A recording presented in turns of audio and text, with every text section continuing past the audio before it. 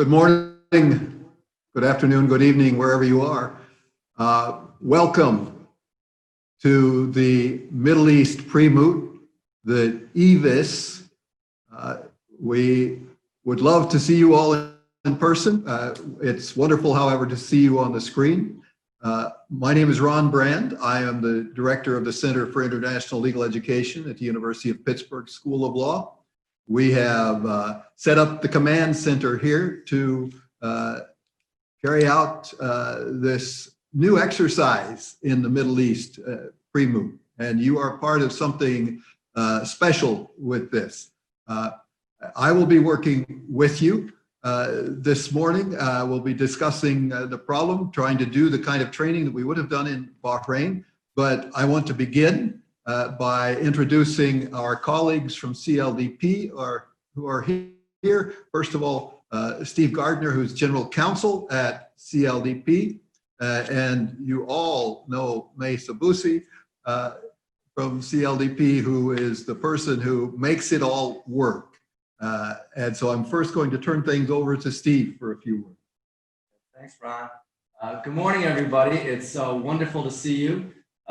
My name is Steve Gardner. I'm the Chief Counsel for CLDP. I've been fortunate enough to be doing this now for the last, I think, 8 or 9 years, and I usually go to the Hong Kong program.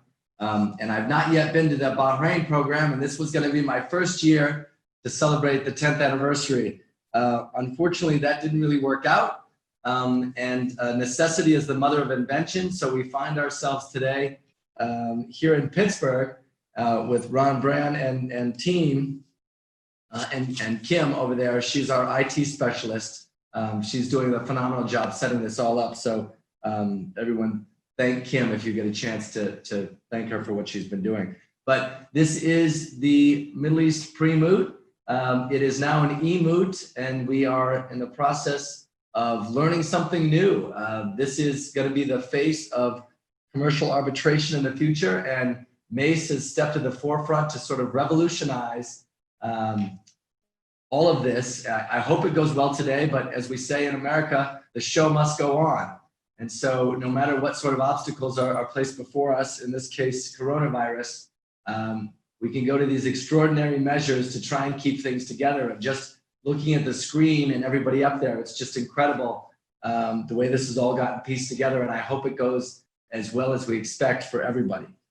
I do want to thank our co-sponsors and the people who have made this happen. Starting with Mace, Lucas, and Chamai at CLDP, who put this together back in the day with Ron when this was the very first pre-moot 10 years ago. It's hard to believe it's been so long. But Pitt Law has been a terrific sponsor and supporter, and all the resources, the coaches, Professor Forrest and Professor Fleckner and everybody who's have really helped to build this up. So BCDR is another absolutely integral part of everything that we're doing here. They've been working around the clock with Mace, everything together beautifully. Their website, Instagram, Facebook, and all the different places you can see what they're doing. And we're trying to do this a little bit on Bahrain time, if possible still. It's early morning here, and for those of you joining from Australia, I know it's getting quite late. So we really are spanning the globe today. Royal University for Women has been a partner too. Even when they first got their shutdown in Bahrain, Dr. She ran to the schools and fought her way through the guards just to get on our initial calls to answer for this. So thank you to everybody there. All that they've done. We do hope next year we will all see you, or maybe not all of you, but we'll see all the teams at the 11th Bahrain pre-moot, the Middle East pre-moot in Bahrain. So that'll be good. You all have worked really hard. It's unbelievable what you go through, and this is a very unique experience in doing the VIS moot, and I know you all know that because you've been doing it. The pleasure of working teams this year, certainly the team in the Maldives in their very first year of doing the moot. I've been out there twice to work with them, and this is really the only thing we could do to give you a little bit of a competition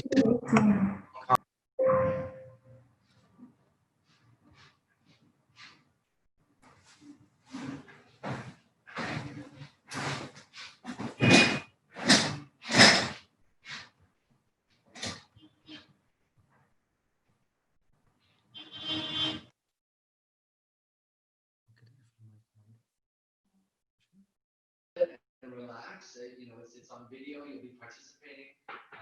It won't be, I think, nearly as nerve-wracking as it might be if you were there in person. But you've done most of the hard work. When you get to this point, it's just refining your arguments a little bit and really doing your best and making sure you get the most out of it. And while this isn't the best situation for you to meet everybody, there still are opportunities to go virtually. So take those opportunities. بيبقى في مشكلة في or whatever other mechanism you might have, and still get the most out of this experience and trying to talk to each other. I still stay connected with many people. But they send me WhatsApp messages or whatever it may be. The last thing I would say is not just here, but stay involved in the mood. I mean, if you look at my screen again now, Professor Fletcher there, Professor Brand here, and you're going to have Ingeborg Schwenzer and Stefan Kroll joining for this mood. There are really great people, including different participants that you're talking to. You never know where your next job is going to come from. You never know what you're going to be interested in doing. Isabella DeVesa is somebody who's working with us, and I met her in Hong Kong, and I said, could you help us with Bahrain? She was going to come and travel to Bahrain, but I called Louise Parsons last night to say, could you help us with the pre-mood? She said, I'd love to. So there are all sorts of great connections that are almost like family. And so when you become a Vismood alumni, you'll know what that means to have been through this experience, and then also to have joined in the team that turned around and gave back to everybody who participated. It really is a tremendous way to learn about the law. It really is nothing like it in any of your countries. It certainly isn't here in the United States. And we want to really keep this going and make it stronger than ever. So I think that's it for me, but it's delightful to be here this morning and nice to see everybody. And I'm excited to be participating in this. So let me turn it over to Mesa Busi, who again has been not really sleeping much. We have to order her to go to bed because she's trying to do everything with people in Bahrain, everybody here in Pittsburgh, Washington, and about 10 other cities. So, and then to boot, she brought coffee for everyone this morning. So I'll turn it over to her with a big thank you. Good afternoon, good evening. Do I unmute? Yeah, you just need to turn towards you. First of all, can everyone hear me? Yes. I see it's unfortunate that you can also see me.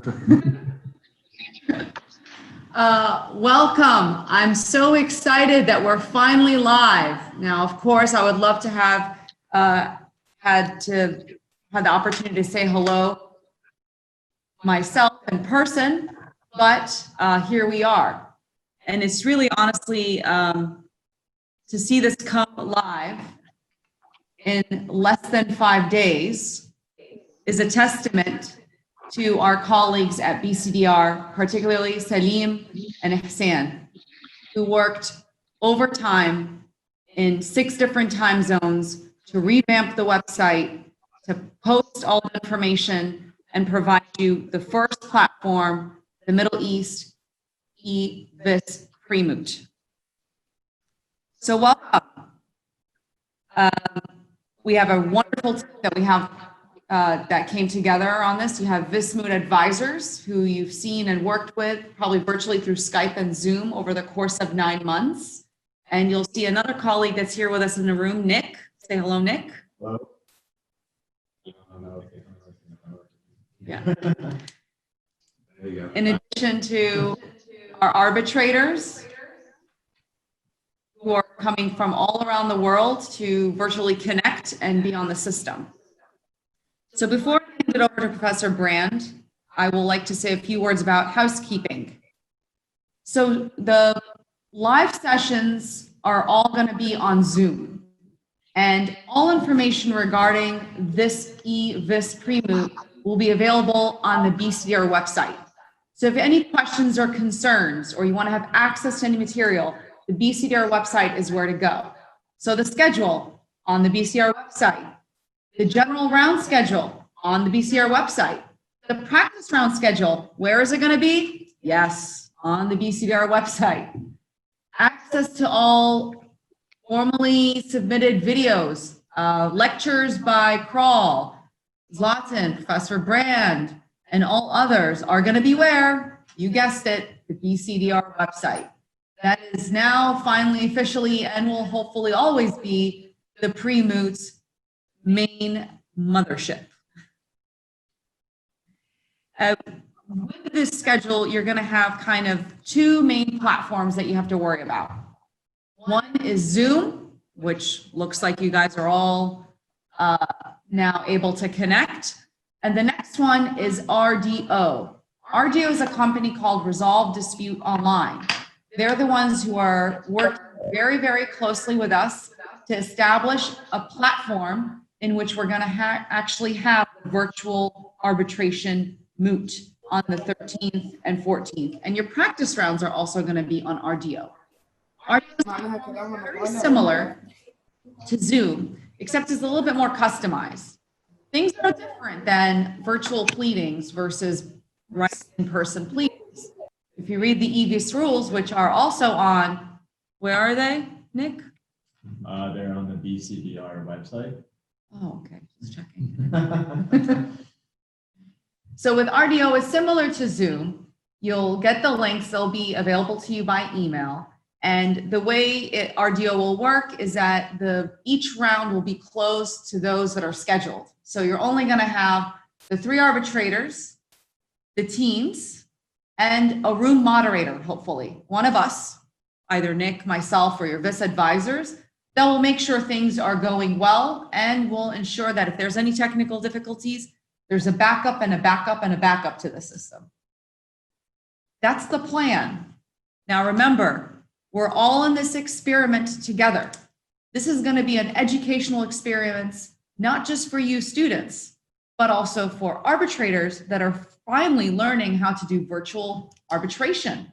It's also going to be a learning and educational experience for all of us to basically practice international commercial law. And here we are doing it live, and we are very much thankful for this opportunity. And another person I forgot to thank, who is sitting in the corner here on this table, is Miss Kim. I don't know if you can say hi, Kim. She doesn't want to say hi. Kim has also been working with us. Professor Brand just decided to, hey, why don't we bring in our Pitt IT director to handle all of this? And on top of her duties as director of IT for the entire University of Pittsburgh, she has now the School of Law. Now she's taking on this program. So I've handled for you the schedule. Any video that was going to be live is going to be recorded and posted on everyone? Even though you're the BCDR website. And so those are the videos. You'll also have sessions with the VISMOOT advisors, and I believe that is set for tomorrow. And the way that's going to work is that we have 2 advisors almost, with 2 sessions running simultaneously in 2 time slots.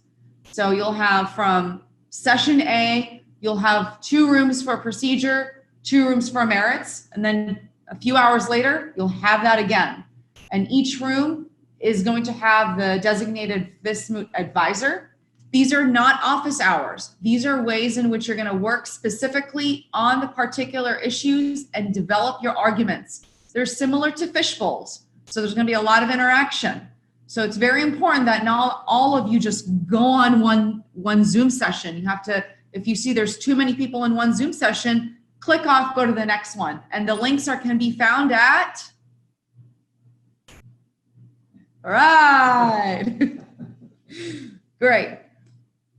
So that's on VISMOOT advisors. You have the office hours. That does not negate your ability to contact your particular team coach or advisor and talk to them about any questions that you may have. You also have all the videos to watch. Tonight, what will be loaded is the following. Yesterday, Pittsburgh went with the University of Colombo and had a pleading. So if you wanted to see the session of how the simulation went, you can see that tonight. and maybe get an idea of where some teams are and kind of follow up on our discussion today. We're also going to kick up the social media campaign, hopefully today. So if you are not already a friend of the Pre-Moot Facebook page or Instagram, I suggest that you do so now. And we hope that you guys can also, each of you, post how you are working on the virtual platforms as you go along. Before the end of the session, I will hopefully try to reserve some time for any other further questions and answers. Thank you all for your patience. I know it's very difficult when you don't have all the information ahead of you, but I'm glad that we are all together. Usually I always tell you many stories in the opening. I share personal stories, and it's kind of difficult to do it virtually. So I'll just give you one in which some of you have already heard, and probably Steve has heard this for the third time. As many of you know, I am a new triathlete. It's crazy people who do swimming, biking, and running all at once. And this year I finished my first full-on Ironman, and it was 140 miles. Yes, I am that crazy, but you all know that already. But if you look at the racks of medals that I have over the course of 5 years, there's one particular one that really stands out, and it's probably one of my first ones, which was the Nations Triathlon in Washington, D.C.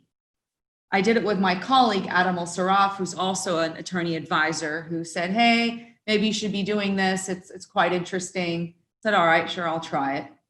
So I prepared months on end for swimming out in the Potomac, which is quite dirty, and biking in DC with lots of potholes, and running all through the city. Got very excited. My kids had flags, and everyone's ready to see me complete this, and I brought the entire community out. And then the day of the race, guess what happens? The swim is canceled. There's so much bacteria in the water that they were afraid of the swimmers getting in that they're going to get an infection. Everyone was extremely bummed. Everyone was like, oh, this is not a real triathlon. This is not even worth it. Why am I even doing this? I paid for a full triathlon. Why aren't I getting the entire experience? Why don't they reset the swim portion to another time or postpone it? But then they said, we have to proceed ahead. Many people walked off, many people left, and they didn't even get a refund of their registration. Mind you, registration is almost $1,000 for these things. So I decided, hey, why not? I'm here, and good. I don't have to show everybody how terrible I am of a swimmer. And I went through the experience, and it was the best experience of my life. Even though it was 2 out of the 3 events, I learned lessons there that I probably use and continue to use in my daily life, and including to the Ironman. And what showcased me is that the show must go on, and is that whether it's 1 out of 3, 2 out of the 3, or all of them, you gain experience for life. And that's what we plan to do, is give you an experience for life that you're going to be able to take and translate, not just when you're in the office, but when you're every day. Just remember, if you look at the mirror today, or you're staring at yourself in the screen right now, if you look back 9 months and you looked at the first stack of papers, you would have seen that, oh my gosh, what is all of this? What am I doing? Am I really going to sit here and read all of this in a new language and write in a language that's not even my native tongue? This is impossible. Already you have succeeded. You have submitted written memorandums for the claimant and respondent. You have worked and pleaded and done virtual moots with people all over around the world. You've engaged with faculty and showcased to your school that this is possible through protests, through financial crisis, through assassination attempts, lack of electricity, lack of water, lack of support from your family sometimes, lack of support from your school, with no credit from school, and this is just on your free time. If you don't consider that success now, I don't really know what is. I myself would have never been able to do what you have done. And so I applaud you all, and I applaud you for hard work, and I applaud you for registering to join this and keeping the show on. This is what it's about. This is family. This is the end of a beginning. And with that, I'd like to turn it over to BCDR from our colleague Ahmed, who always, who hopefully you've all seen his welcome video on BCDR's website. And we're very thankful for him to join us. Ahmed, over to you.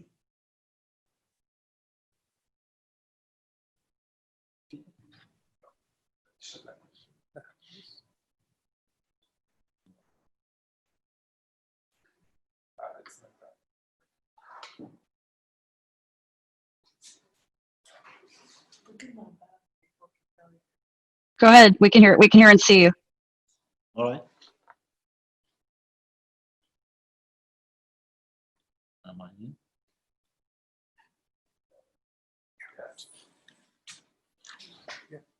Okay. Hi, Miss. It's nice to see you and hear from you. Let me first introduce myself. My name is Ahmed Hussein, and I'm here in BCDR Can you hear with him? BCDR team. We can't.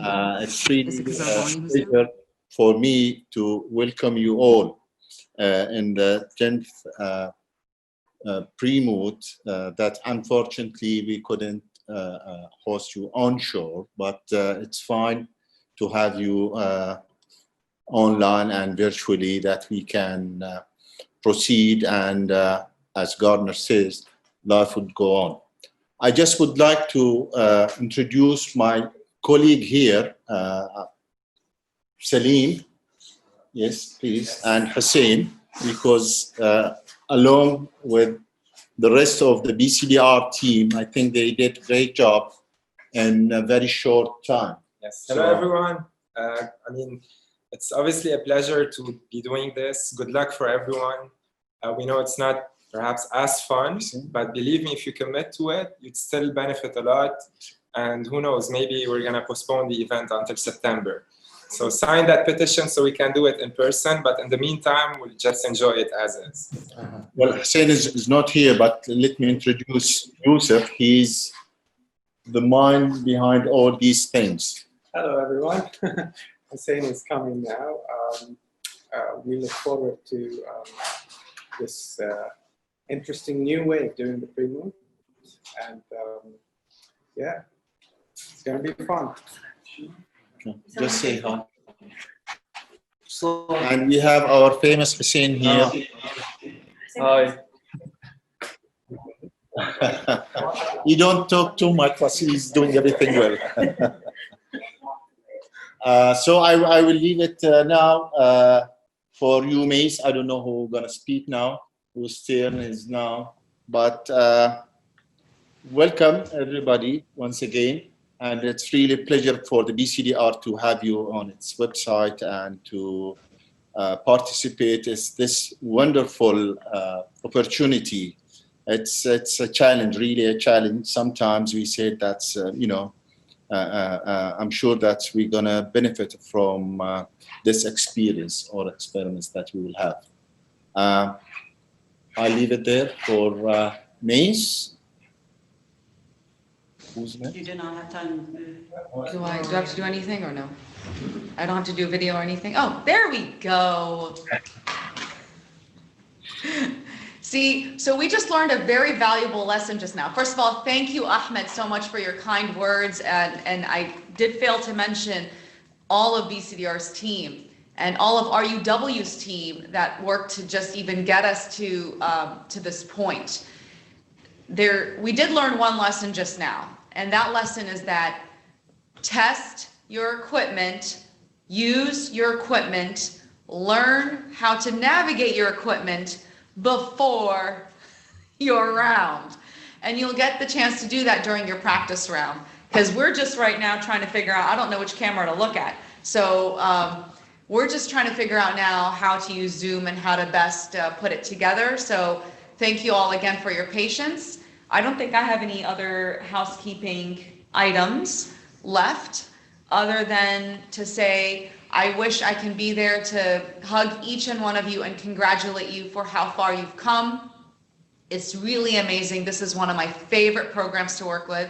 I was very blessed when my former colleague Catalina passed it on to me. And I've been very blessed to work with so many teams. I know I haven't met each and one of you, but I hear and see and read all your work, and it's quite amazing. It's one of our favorite special programs at CLDP, and we are just truly blessed to have such amazing partners, committed people, such as our VIS advisors, our arbitrators, and you, who provide pro bono time to make this community work. And honestly, this community really started with Professor Brand's idea. When he came, as you know, with CLDP to the Middle East and went on a tour and said, hey, we need to start working with the young, new, bright minds, the next generation. And that's why, as you know, if you've been at the beginning, he's always considered the godfather of the Middle East, this pre-moot. So, with that in mind, I will pass it on to Professor Brand to start our show. Thank you, Mace. Thank you, Ahmed. Thank you, Steve. I want to get into the training part, and we're trying new things here. Obviously, one of the new things is to try to do arguments online. And I think that's going to be a wonderful test, because for your generation, it may well be the way that arbitration is conducted in many cases. And so, although you are not altogether enjoying the social aspects of the Middle East pre-moot. I'm sorry, I'm going to interrupt you. I think we have a technical issue. Harry, are you out there?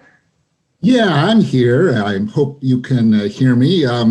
Sorry, Ron, to interrupt you, but we're going to do it anyway. I know there was real disappointment when the pre-moot could not be held in Bahrain as planned as an in-person event, and that disappointment was made sharper because this is a milestone, the 10th Middle East pre-moot, and the lineup of arbitrators who are going to be in Bahrain for the pre-moot was amazing. In addition to Professor Brand, two other of the true giants of the VIS world and the substantive areas that it engages with, Professor Schlechtering, Professor Schwenzer, and Professor Kroll. It's disappointing not to be able to welcome them in person to Bahrain, I know. On the other hand, the way this virtual pre-moot has been put together so quickly and so effectively is a testament just to the power of the idea of the Middle East pre-moot, as well as the energy and smarts and commitment of those who are organizing all this. I wasn't going to be able to come to Bahrain for the Middle East pre-moot. And some time ago, long before there were any changes contemplated from the coronavirus, Mays approached me and suggested a way that I might contribute something to the pre-moot at any rate. As some of you may know, for a number of years, I've been doing a little musical interlude during the opening ceremonies of the VIS moot in Vienna. And Mays suggested that the 10th Middle East pre-moot would be an appropriate time for a song. I couldn't have agreed more. And so Mays and I, together with Mays's daughter, Mina, who made the key suggestion, I believe, have put together a song, actually an adaptation of the well-known song Kutar. I videoed me performing the song. The plan was to play this video during the Gala Awards ceremony at the end of the moot in Bahrain, at a time when we were expecting that all of you participants would be going on to Hong Kong or Vienna for the actual moot, and the song, of course, reflects that idea. And there have been a lot of changes since then. Unfortunately, it was not possible to change the song in a way that would take care of these, but we believe that the original version of the song, despite the differences in the context here, has a theme that applies just as much to this virtual pre-moot as it would have had it been held in Bahrain.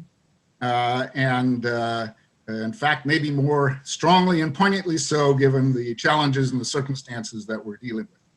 So We hope that you agree with that, because we're going to play the song for you now, the video for you now. So Kim, you can go ahead and cue that up. This may take a couple of moments for that to get going. And let me just say, good luck. Have a great time in the pre-moot.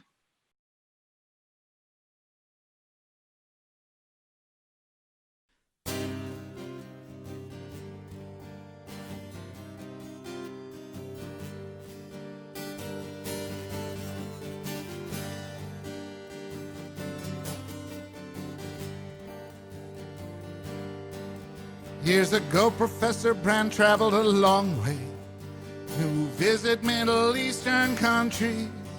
He planned to show how commercial arbitration and resolve disputes amicably. He found that peaceful dispute resolution flourishes in the Middle East, but differences in language and approaches hide arbitration similarities. So he said we must connect these two worlds for the benefit of the global community. Let's build a bridge in the land of two seas to bind us in unity. Joy can visit us unexpectedly. Hang the lit candles, Guta Idna Farah, Nelek Soanishmur.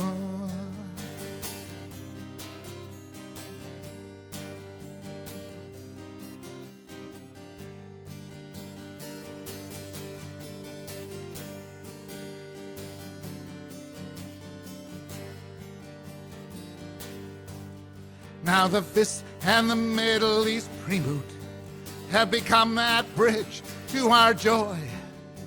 Connection built on trust and friendship, a bond that none can destroy. The Quran says I made you different to get to know one another. Honored guests, Professors Ronald Brand have come and taught and learned with you as sisters and brothers.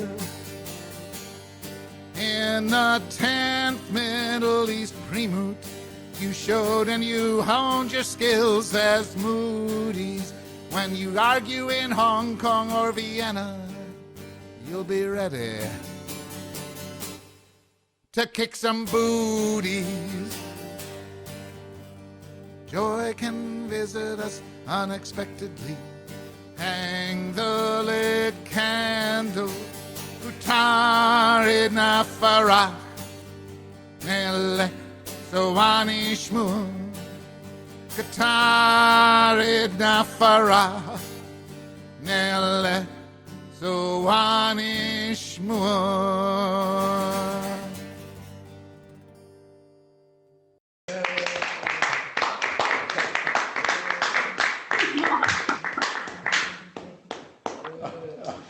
Yay! What do you think of my Arabic? Thank you, Harry. The king of the CISG, and more importantly, the king of the commercial law song. The most anticipated part of the Vienna pre-moot really isn't the arguments, it's hearing Professor Fleckner sing at the opening ceremony.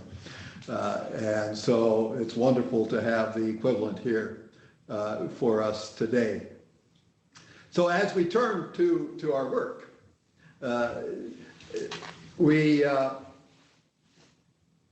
our goal this week is to help you become better at what you've been working at, so that when you do the pre-moot on Friday and Saturday, you can really demonstrate your strength. And I can let you know that for the final round, our arbitrators will be Professor Stefan Kroll, whose arbitration credentials no one disputes, Professor Ingeborg Schwenzer, who is the queen of the CISG, and we will also have Adrian Winstonley, who is the head of the LCIA.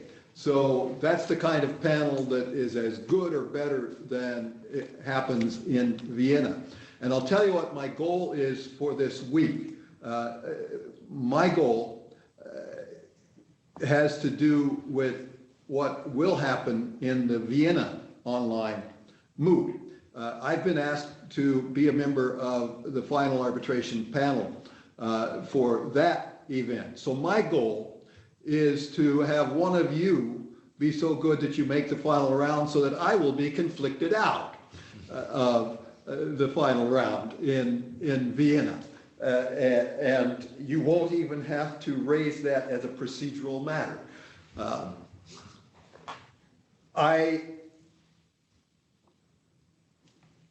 At this point, we usually have everybody in a big room. I can walk around the room. I can engage people. I can have you talk. We're going to do that anyway and see how it works virtually across the globe here. So be ready for questions. Be ready to talk about your arguments. That's what we're going to do. First, though, a few points. You've all been working hard on the arguments. Some of you have been to some pre-moots. Some of you have had online arguments with other teams. Some of you have had arguments with other teams in your own country. And that's good. And you're moving forward on this. But I want to step back and begin by emphasizing some fundamentals. Lawyers solve problems.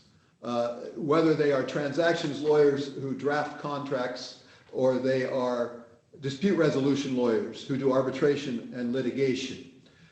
But so you should always keep in mind that in making your presentation to the arbitral panel, you are helping them solve a problem. So what you want to say in your 14, 15 minutes doesn't matter. All the work you've done to put it together doesn't matter. Because your purpose, now in a moot, your purpose is to win the moot, right? Well, you win the moot by being the best lawyer you can and doing what you should do in a real arbitration. And your purpose in a real arbitration is to get the three people in front of you to write the award that you want them to write. And what you have in your head doesn't get in the award unless it gets into their head. So you have to start out by asking yourself what's in their heads. That means your main job is not talking, your main job is listening. And you will listen in many ways. You hope you will get questions, so you'll know what they are focusing on, but you have to watch their body language, you have to have eye contact, you have to be connected with them. You have to let them know, not that you're there to beat them down because you have the better argument. You're there to help them solve a problem. So your presentation should reflect that. Now, lawyers are not just problem solvers. When they are involved in dispute resolution and when you are involved in oral advocacy, you are storytellers. Okay? And there is a story in the Vismut problem. You all know it well. Okay? But you need to tell it in the way that reflects the skills of advocacy, that helps convince the tribunal to write the award in the way you want it to be written. But you need to start with the simple story, because if you can't state it simply, you lose people. But you have all worked very hard and you are overly familiar with the complex details, the facts and the law. But if you go too much into the complexities, you'll do two things. You'll lose the simple story and you will run over time because you can't deal with all of the complex details in the time you have available. That's why you must be listening to the panel in every way that's possible to listen.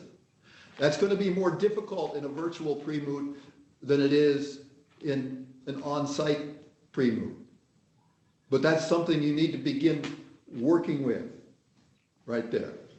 So make it simple, but understand the complexities so that you can demonstrate your depth of knowledge when you get the questions. But know your argument. Know where you want to start, know where you want to finish. You'll have to take different forks in the road on the way because questions will prevent you from saying everything you've planned to say. But you need to tie it together as seamlessly as possible. You need to be as precise as possible. And in the end, it all boils down as well to time management. Okay? So let's start talking about that story. I have some idea of which teams are with us. Pristina, University of Pristina, are you with us there? Okay. University of Pristina. Yes, multiple. All right. Tell us, what is the basic story here in getting the tribunal to write the award in the favor? Let's start as claimant. What is the claimant's story here? Hi, can you hear me? Yes. All right. The story here is that a claimant is a company that has a contract with the turbine producer. However, this turbine producer did not deliver comforting goods, and therefore a claimant raised claims to this tribunal in order to solve this dispute the best way possible. This raised a dispute, raised some serious questions such as the jurisdiction one. Okay, I'm going to stop you there. Yes. And I'm going to ask you to step back and give me the same story in 3 sentences. The same story. All right. Well. The whole story in 3 sentences. All right. Claimant and respondent are in had an agreement for. You're telling it from the perspective of the claimant. Keep that in mind. All right. All right. I thought that I'm going to. All right. I will give it in the perspective of the claimant. Well, claimant and respondent had a contract which respondent violated by not delivering confirming goods, and therefore claimant decided to raise disputes before this tribunal. I believe this is 2 sentences, but. Okay. Yusek from Lebanon, the group from Beirut. Are you with us here? Sorry, I couldn't. Yusek? Yes. Yeah. Do we have Holy Spirit University of Kazlik? Yeah. Yes. I see. Hold on, we can't hear you. Turn on your microphone. Let me find my phone. Possibly. Can we hear?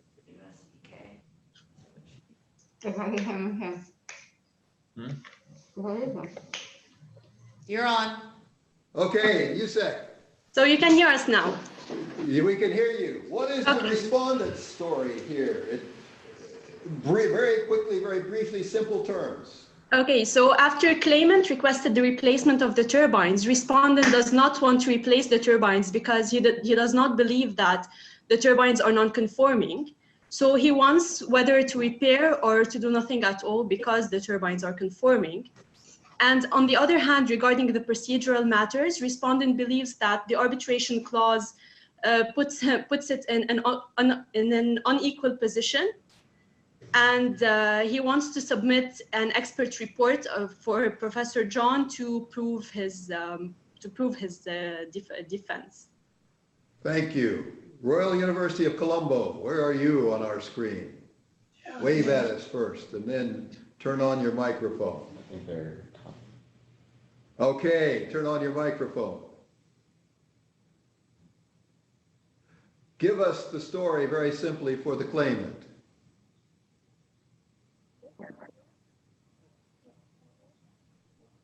Royal University of Colombo.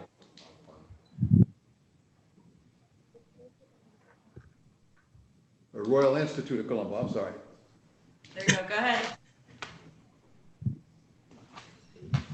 We can hear you, go ahead and talk. So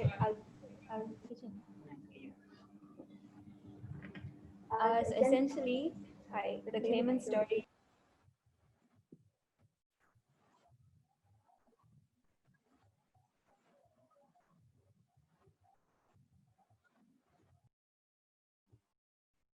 Claim on the microphone.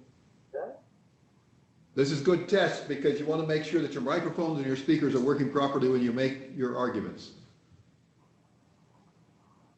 Okay, Royal Institute of Colombo, please go ahead. So essentially, the claimant's stance is that the respondent has delivered non-conforming turbines with regards to the merits of the case, and procedurally, the tribunal would have jurisdiction because there is a valid arbitration agreement. Okay. What has been demonstrated here is that you've all been working very hard on the problem. You all understand the terminology. You all understand the law, but you've worked so hard that you've gotten beyond the simple statement of the problem. And here's something I would suggest is you make the argument to a friend who is not a lawyer, to a family member who's not a lawyer, to somebody who has never heard of the problem and never read the problem, and see if they can understand what your argument is. All right? Because if you say that the respondent delivered turbines that were conforming goods and then challenged the arbitral clause, they're not going to understand that. But if you say, we have the respondent who contracted to sell turbines as goods to the claimant, and in the contract there were very specific specifications about that, and claimant doesn't feel those specifications were met. Okay. We have a claimant who contracted to get very special turbines, not just turbines, and they didn't get the special part. Okay. Let's go to, are the Iraqi teams all in one room together here? Where's Iraq? Where's Al-Iraqiya? Which one? They're in the middle, orange wall. Right there. Okay. Can you hear us? We can't hear you. Unmute. Can you turn on the microphone in Baghdad? Do you remember what their label was? I think it's Iraq team same. 1. Yeah, Iraqi one. Try. Yeah. One with the orange walls. They're unmuted. Okay, try Okay. now. They don't have their microphone on. Turn your microphone on.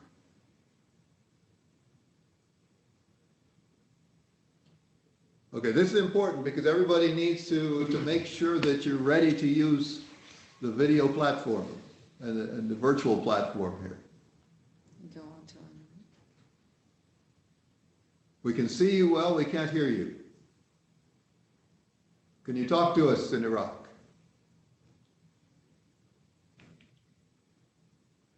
Are they unmuted on your side, Kim? I mean, yes, they're unmuted on our side. Did you find the unmute button? Okay, we can go to another. Oh, there we go. We hear you. That's you. Oh, no, that's USEC? Oh, never mind. No. Yes, yes.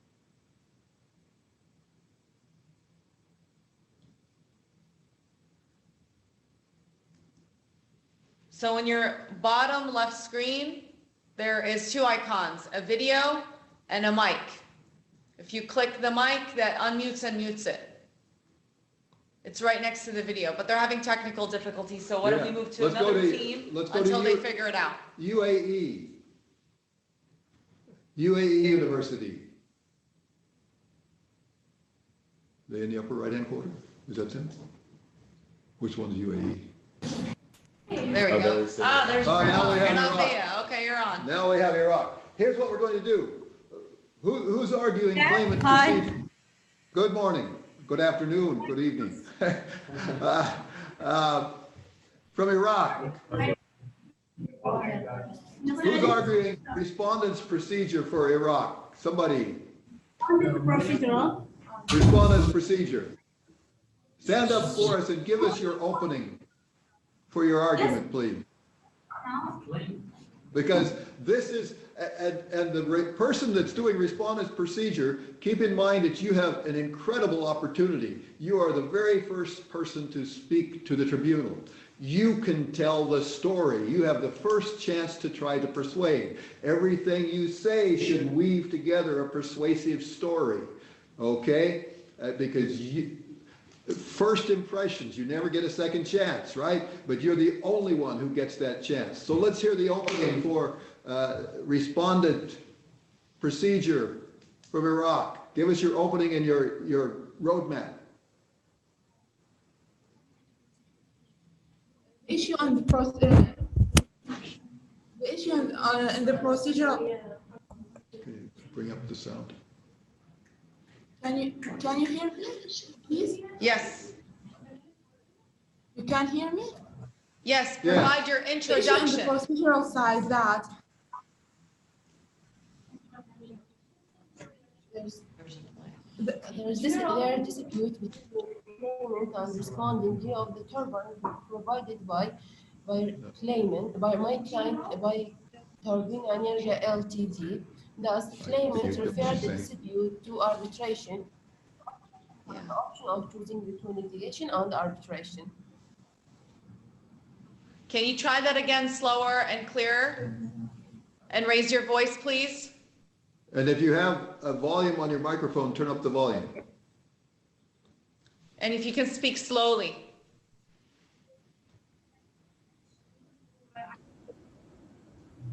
There is dispute between claimant and respondent due of the turbines which are provided by my client's Turbine Energy Ltd. Thus, the claimant referred the dispute to arbitration, which it only have the option of choosing between litigation and arbitration. Okay, thank you. Which teams do we have? We haven't had in here yet. You haven't had. University of St. Jordan. George. Yeah. Where's the University of Jordan here? Can you turn on your mic? Okay, please, turn on your microphone. Yes, You Professor. represent. Okay.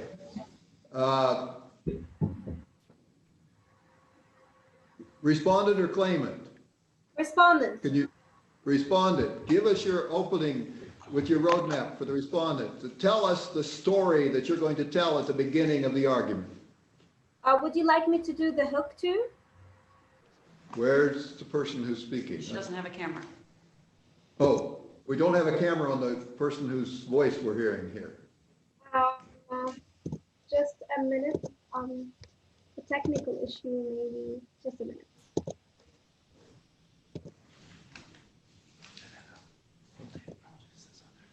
Okay. So Jordan, do we have a camera and a microphone? Just a microphone, Professor. Okay, give us your opening on the microphone. The sound is coming through. Would you like me to give you the hook too? The hook shows. Give us your opening. Okay. So With the I will roadmap. start with the rule. We are gathered here today to ensure the rule of justice. Yet claimant has shown no commitment to such an honorable purpose, demanding unjustified requests, relying on unreasonable claims in order to obtain a convenient procedure benefiting only its side with no consideration to justice nor equity. In the course of presenting respondent, I will be making two submissions. Firstly, that the tribunal respectfully does not have jurisdiction to hear the case, for there is no valid arbitration agreement. Secondly, that the tribunal should not order the exclusion of Professor John, respondent nominated expert. Would you like me to proceed with the argument? That's good, thank you. Maldives. Where is our team from the Maldives? Hello? Where are they located? We Where? can hear you. That's my son. Okay. I think. Can you give us your opening for the claimant in response to what we just heard from the respondent?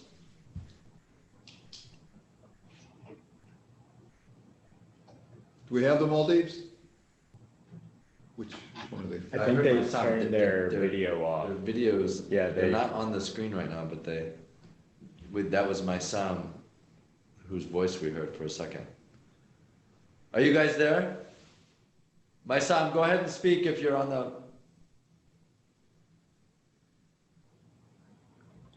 Try St. George. Because they were there for the first, well, let's see if we can get them real quick, because they're all sitting there.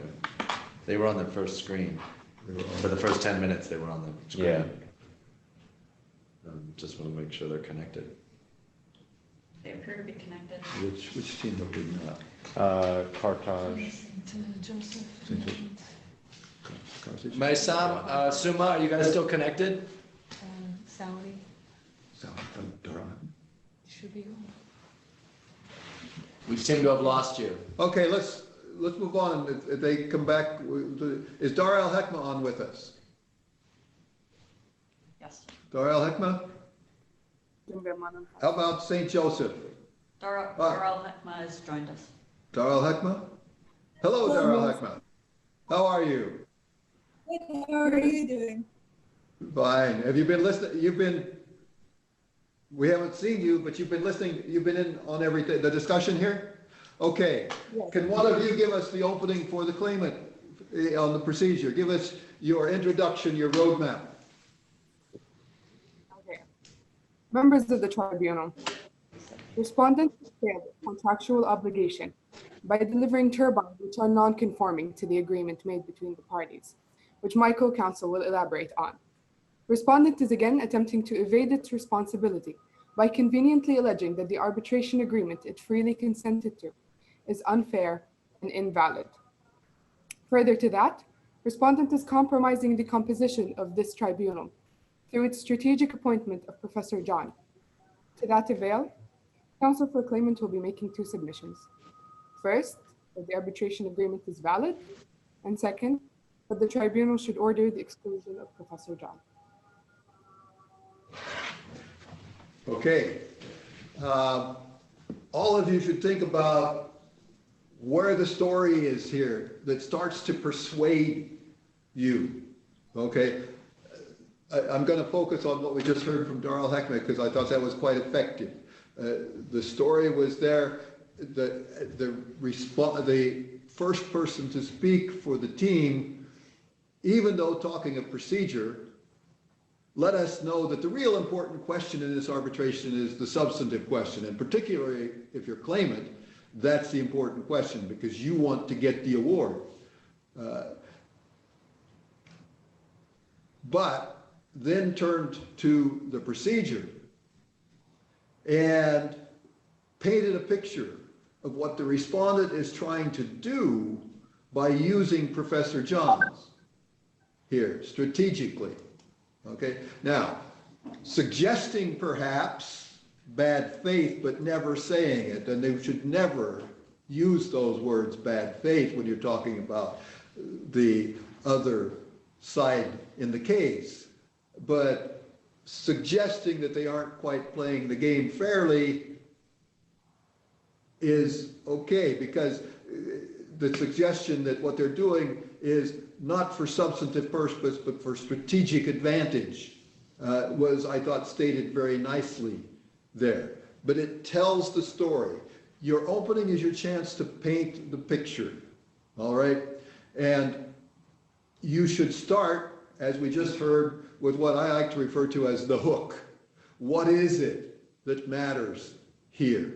What is it that paints the picture so that you start to move the arbitrators to your position, not just intellectually, not just technically, but kind of emotionally, okay? What is it about your story that makes it a story that is persuasive? And you're not going to have time in the opening to make persuasive technical statements of the story, but you have time to make persuasive, what I call gut statements of the story, okay? Not grabbing me here, but grabbing me here, all right? Getting me emotionally leaning toward you. And that's what you want to do with that opening. You don't want to be the way you see American lawyers in movies talking to juries. Okay, you don't want to be overly dramatic, but you want to paint the picture that begins to persuade. All right? Now, you have a number of very good videos that have been done by the trainers that help you work through the kind of style issues here. And you have, on the procedure, you have the 2 videos by Zlatan Meskic, and I really commend them to you because they discuss the issues for both of the procedural issues. And he does it without giving you the answers, but leading you to the appropriate questions. Okay? And so let's talk about that for a minute. And let's go simply, in the time we have left, let's go through the 4 issues and ask ourselves, what are the important questions that the tribunal is going to have to answer here? Okay, for those of you on procedural issue number 1, the challenge to the jurisdiction of the tribunal, or better stated, the challenge to the substantive validity of the arbitration agreement. What is the most important question there? How do we, and I'll ask you to think about that as if you were the arbitrators and you're sitting here listening to the argument and you're trying to write your award while you're doing it, okay? Because you want to get done, you don't want to spend lots and lots of hours. Well, you may want to bill lots of hours to do it because you get paid well if you're an arbitrator, but you want it to be efficient. You want to write that award. What are the parts that you're going to need on each issue? You'll know, Which team have we not heard from? St. Joseph and St. Joseph. Where's St. Joseph here? In Lebanon. I'm not seeing a hand go up. Wave your hand if you're St. Joseph. Okay. We don't have St. Joseph with us, or they won't admit it right now. Hello. Hello. Hello. Hi. Okay. Is this St. Joseph. St. Joseph? Yes. Yes. Tell us, on the first issue, what's the starting point? What's the first question we have to answer in writing the arbitral award? If the arguments that are going to be introduced by respondent are going to be admissible for the tribunal to look at the invalidity of the asymmetrical agreement based on equality of the parties, public policy, etc. Okay, so here's where each of you has to, lawyers in the United States get generally paid well, particularly on large international commercial cases. A case that's worth $40 million, you can expect to get paid pretty well. But what do lawyers get paid to do? They get paid to solve problems, right? And we as lawyers like to make everybody else think that the problems we solve are really difficult problems. They're incredibly complex, so they must be difficult, right? But the answer is and this is how you become an effective lawyer, is you take the complex problem and you break it down into its little simple pieces, and then you only have to solve simple problems, right? And solving simple problems makes life easy. So the first question we have to ask, in breaking it down into the simple parts, we are lawyers. So what is our main tool? Argument. What's the main tool that lawyers have to work with?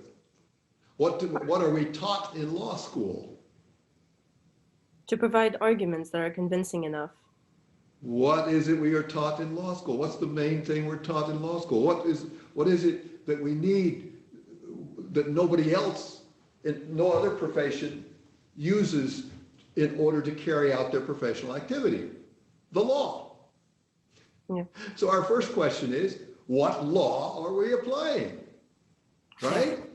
Correct. So on the first question, what law, if the question is, I mean, the question really is the arbitration agreement valid, right? Yeah.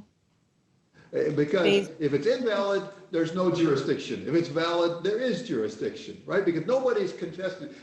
Arbitration agreements can be challenged on a number of bases. They can be challenged on the basis of their mere existence, that there was not consent.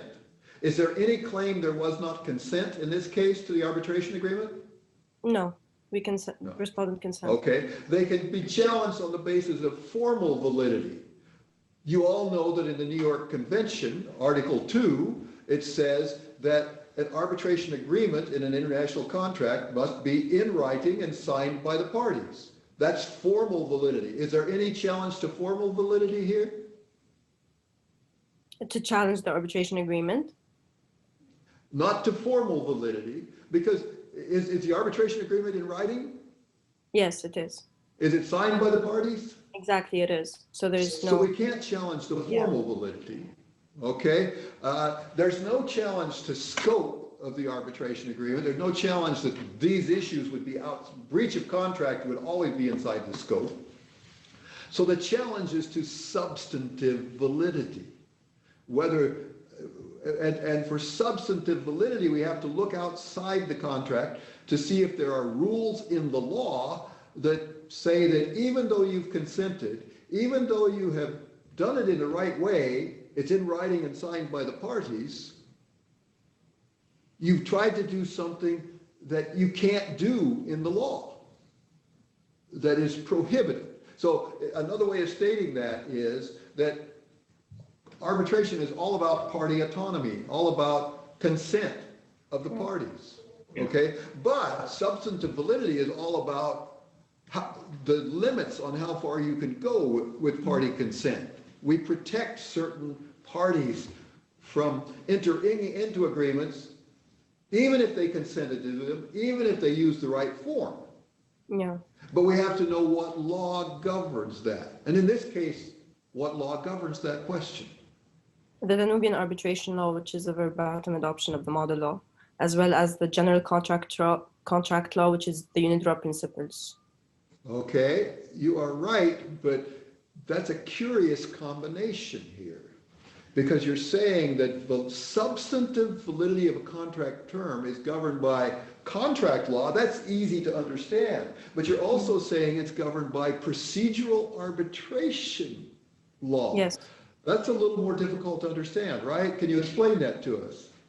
Of course, because in the contract, it states that the Danubian substantive law is the law that governs the contract as a whole. And it is later on stated in the procedural order number 1 that this is basically a verbatim adoption of the model law.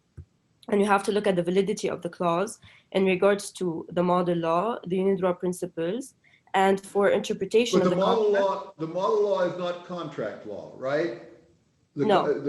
The contract says it's governed by Danubian contract law. And we know by the choice of seat that the lex arbitri is Danubian arbitration law. Exactly. So you have to analyze each of the, once again, break it down into the simple parts.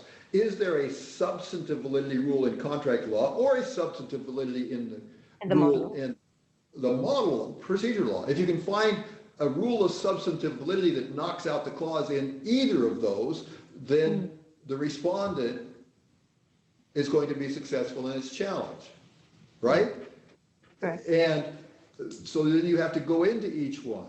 And can you do that for us? Take us a little further into which would you like to explore first, the arbitration law or the contract law? First, we have to look at the contract law, and then we can go into the model law. Since the contract law basically governs the contract as a whole, so we have to look if the clause is valid under the contract law of the seat of arbitration. And based on some articles in the contract law, such as the 3.2.7 of the UNDRA principles, which talks about... But the UNDRA principles are the domestic contract law, right? Yeah, exactly. What contract law governs this contract? The CISG. But since there are no articles in the CISG that really talk about that could help us invalidate the clause as respondent, this is why we have to go to the UNDRA principles. Okay, but there is an article in the CISG that refers to validity, Article 4, and it specifically says that the convention does not govern questions of validity, which means that we have a gap in the convention that then leads us, the gap is filled by the UNDRA principles. Right, as domestic contract law. Yeah. Okay, and 3.2.7 tells us what? About gross disparity, that an individual in a contract can avoid either the entirety of the contract or a specific clause in the contract if the clause gives an unjustifiable and excessive advantage to the other party. Okay, and that's the point at which you have to bring in your knowledge of the facts and plug them into the law.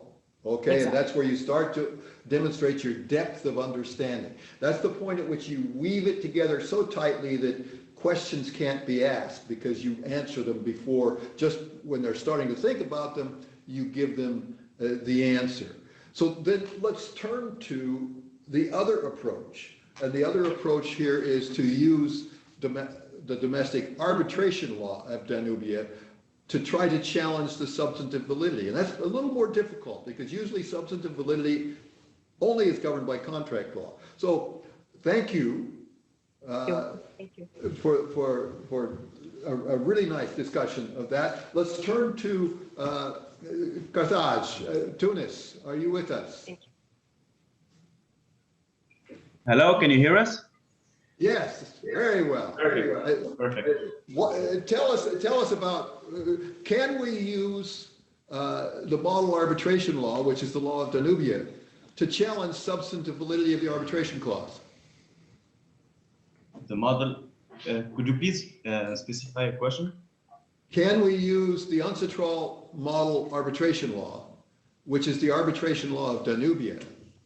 Yes. Can respondent use it as a source of law that will help them challenge the validity of this asymmetrical arbitration clause? Of course, yes. And how would we do that? What part of the model law gets us there? Well, article. Well, the law chosen by the party, the seat of arbitration, is the model law, and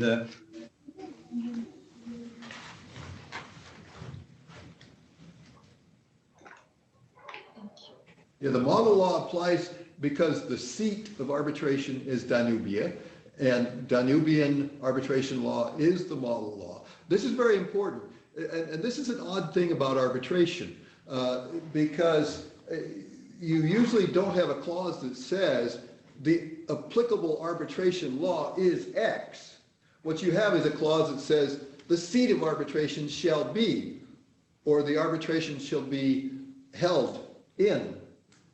Okay, but that sounds like a physical direction to have the arbitrator sit in a hotel or a conference room or an office in that country, but it's not. It's a choice of law clause, right?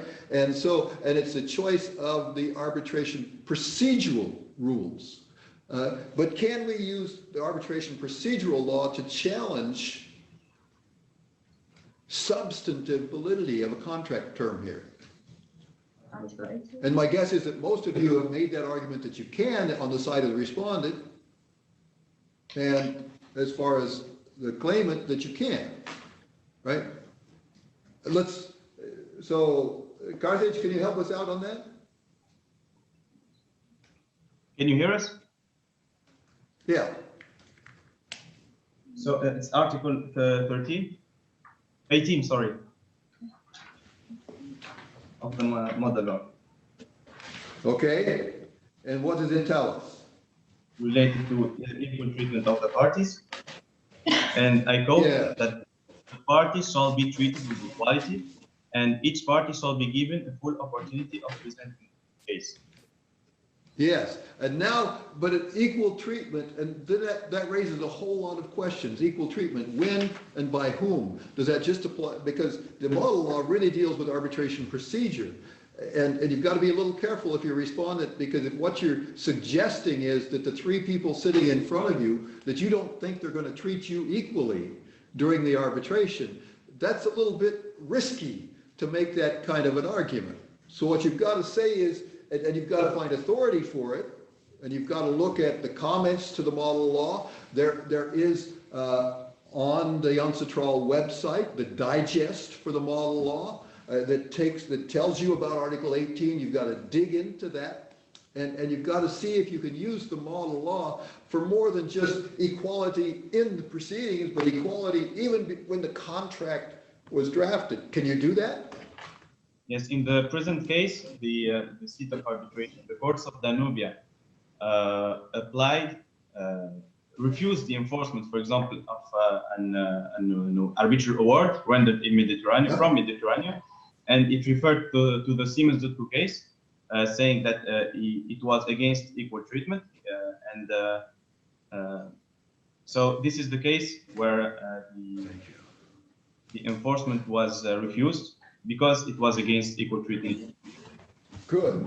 And what you have to do then is be even more specific and say that's the public policy of Danubia. This is being held in Danubia. Public policy limits party autonomy, right? And so that leads us to invalidity here. So I'm going to shift now. Let's go to issue number 2, because I want to touch upon each of the 4 issues in the problem. Let's go upon issue number 2, and Professor John, the team from the Maldives, are you back with us? Yeah, let's see if we can get them back on. I said they're back on. Do we have a? Can you hear me? Yeah. Yeah, my sound. Hello there. All right, yeah, there you are. Yeah.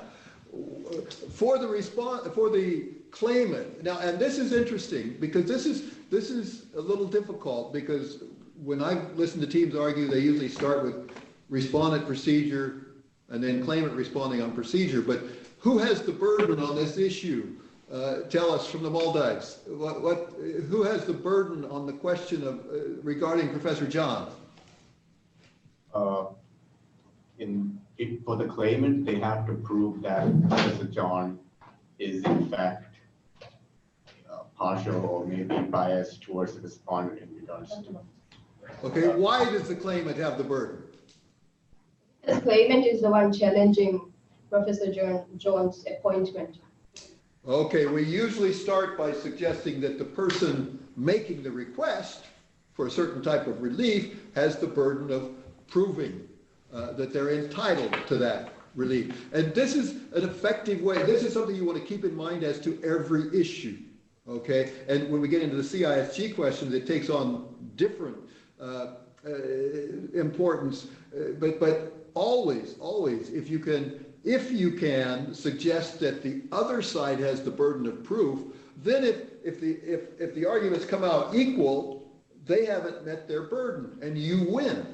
Okay, so you want to win if your argument is the best. You also want to win if the arguments are completely equal. And in a moot, that's often where you come out. Okay, because then you can say, well, you must make the decision because the other party has failed to meet its burden of proof. All right, So if the claimant has the burden on this one, on Professor John, what is the law on which claimant can base its argument that Professor John's testimony should be excluded here? Maldives, back to you. LCIA, IBA, that's the protocol. We can even. Okay, and why is that the law applicable? Very simply. What's that? Can you repeat your question? Yes, I'll repeat the question. Why are the LCIA rules, the law applicable to this question? Because it was the rules agreed by the parties. Arbitration rules of this. Very simply, the parties chose the rules. And what's the starting point then in the LCIA? What's the first question we must answer with the LCIA rule, using the LCIA rules? Does the LCIA deal with the appointment of party-appointed experts? I didn't get it. Can you repeat that again clearly? Sorry, we're having a bit of a connection problem. No, you're good now. No, it's good. Just it's good. State it a little more slowly and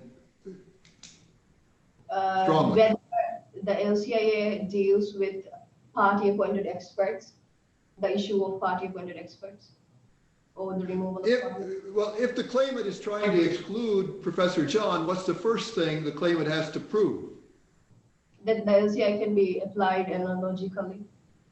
That the LCIA rules apply, and then once we apply the rules, the next thing the claimant has to prove is that the rules do what? That they allow the tribunal to exclude an expert. Do they do that? Stated differently, does the tribunal have the discretion to exclude Professor John? Yes. And where is that stated in the rules? You should have a step-by-step roadmap through each issue. And here's something that I suggest. We as lawyers tend to think in words, sentences, and paragraphs, and we try to put everything together that way. Okay? I suggest that on this one, you try to do a flow chart, okay, step by step, so that you picture the argument, not write out the argument, but picture the argument step by step, okay? Last week, I was in Alexandria, Egypt for training in pre-moot, and we went through this issue, and Professor Spencer and I went through it together with the teams that were there, and we put together that kind of a flow chart. And let me give you a source where you can find the flow chart that we put together on this issue, and you can question it, but it's a flow chart that I think tries to put it step by step together. So if you move logically from one point to the next, you can try to convince, you create this precision in your argument without gaps. And if you go on to I have a website, professorbrand.wordpress.com. And that will be available on the BSCARE website. We'll put it on, and if you go onto that. It's already available, but we'll link it. Professorbrand.wordpress.com and click on 2020 Vismoot-PIT. Okay, there's a box there. And you'll see issue 2 flowchart. Okay, take a look at that. Because you go into the LCIA rules, you start, how about Yangon? Is Yangon here on with us? They were earlier. They were. I'm not sure if they're still here. Mostar. Is Mostar with us? They were here earlier as well. Aha, Mostar. Hello. You're with us on LCIA rules.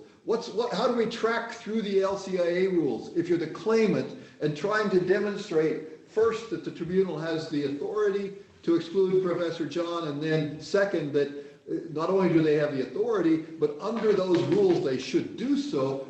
how do you take a step by step through the applicable law? Well, we would firstly like to point out that under the LCI rules, the tribunal does have authority to decide on Professor John, and that authority is contained in Article 20, Section 3 of LCI rules. Is it, which article? Article 20, Section 3 of LCI rules. Good. Okay, and that says the tribunal may allow, refuse, or limit the written and oral testimony of witnesses, including expert witnesses. Yeah. So we can do it, but why should we do it? Well, the LCI rules do not specifically deal further with the party appointed experts. So we are using some of the other rules, such as IBA rules and CRB protocol, to find a standard for party appointed experts.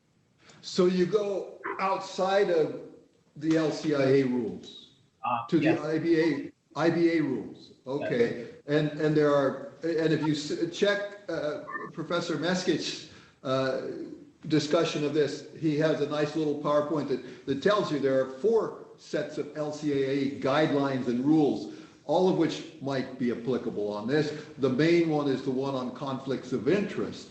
But is there anything else in the LCIA rules that might get us there? You said that the LCIA rules doesn't have anything directly applicable, right? Yes. Is there anything that we might use? So we've got the idea that we have the authority to do it, but is there any kind of reference that would give us any kind of a standard in the LCIA rules that we might apply to this issue? Well, there is also in Article 18, but it regards to legal representation. So it does not deal directly with the experts. So it could also be applied to analogy. Aha, and we as lawyers, and that's what common law lawyers do all the time with cases, is reason by analogy. Not as common with civil law lawyers, but we can say, in a civil law mindset, what we can say is, well, we've got a test that applies in similar circumstances, and that gives us some kind of a general principle that we could reason from, right? And where is it in Article 18 that we find that? It is in Section 4 of Article 18, where it's stated that the arbitral tribunal may withhold approval or of any intended change or addition to a party's legal representative. Okay, and if we read 18.4, we see that there are 2 prerequisites and 4 criteria. Okay, the 2 prerequisites: 1, there must be a conflict, and that conflict must be such that it could compromise the composition of the arbitral tribunal or the finality of the award. Yes. Okay, and so do we have a conflict here? Well, if we reason by analogy here, do we have a conflict? Yes, we do, between one of the arbitrators and Professor John. Okay, and then, but when there is a conflict, okay, and then, but we need a bridge, don't we, from the LCIA rules to any of the IBA guidelines or rules. Do we have a bridge? Well, if we refer to the IBA guidelines, in their Article 1, it is stated that the arbitral tribunal may decide to incorporate the IBA rules into the dispute, even though the parties are not explicitly agreed on. The LCIA rules say that? IBA. IBA. What's that? Oh, the IBA rules. But the IBA rules say that, but we have to get there from the LCIA rules. Has anybody in your any of the teams, wave your hands if you do it. Have you found anything?